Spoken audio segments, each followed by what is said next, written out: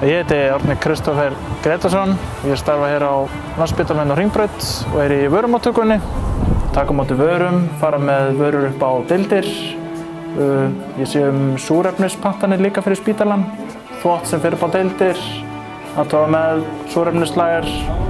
Ég hef verið 12 ár hér á Landspítalanum, bæði hér í Fossvogi og á Hringbraut. Ég myndi segja bara fólkið í húsinu. Það er ótrúlega gott fólk sem vinnur með hérna í húsinu. Eiginkonan heitir Sólveig Björnsdóttir og við höfum 2 dætur sem eru 7 og 10 ára, heita Sara Lind og Klara Sól. Búum í Galtalindinni, Kópavogi. Bara heim, sinna konunni, börnunum. Gaman að fara í bíó, spila tölvuleiki, horfa á gott sjónvarpsefni.